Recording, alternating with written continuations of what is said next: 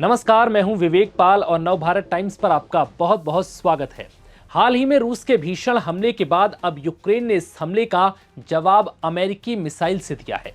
बीते मंगलवार की रात को रूस ने यूक्रेन पर 470 ड्रोन और करीब 48 मिसाइलें दागी थीं, जिससे यूक्रेन में 19 लोगों की मौत हो गई और बड़े पैमाने पर नुकसान हुआ। वहीं अब इस हमले के बाद यूक्रेन ने ऐसी मिसाइल दागी जिसके बाद रूसी रक्षा मंत्रालय के भी होश उड़ गए।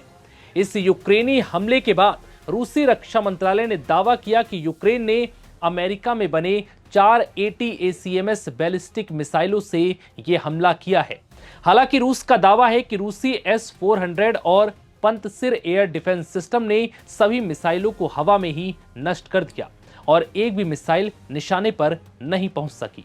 रूसी रक्षा मंत्रालय के मुताबिक यूक्रेन ने खार्कोव इलाके में 4 अमेरिकी ATACMS मिसाइल लॉन्च की। निशाना था रूस का वोरोनेज क्षेत्र, लेकिन रूसी रेकॉन फ्लाइट ने लॉन्च साइट को पहले ही पकड़ लिया, जिसके बाद तुरंत रूस ने इस्कंदर M मिसाइल से जवाबी हमला किया और रूस की लॉन्च साइट को तबाह कर दिया।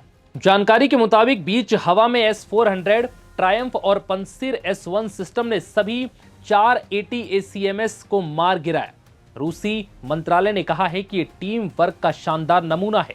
जासूसी से लेकर जवाबी हमला और डिफेंस सब कुछ परफेक्ट था। अब यह जान लीजिए कि यूक्रेन ने जिस अमेरिकी मिसाइल से हमला किया वो कितनी ताकतवर है। ATACMS अमेरिका की बनी बैलिस्टिक मिसाइल है जिसकी मारक क्षमता 300 किलोमीटर तक है। इसकी रफ्तार काफी तेज है। अमेरिका ने हाल ही में यूक्रेन को ये मिसाइलें दी थी ताकि रूस के अंदर तक हमला वो कर सके, लेकिन रूस का दावा है कि S-400 और पंतसिर इनका आसानी से मुकाबला कर सकते हैं। बता दें कि S-400 दुनिया का सबसे एडवांस्ड एयर डिफेंस है जो 400 किलोमीटर दूर के लक्ष्य को मार सकता है। पंतसिर छोटी दूरी के लिए और दोनों मिलकर अजय सिस्टम बनाते हैं।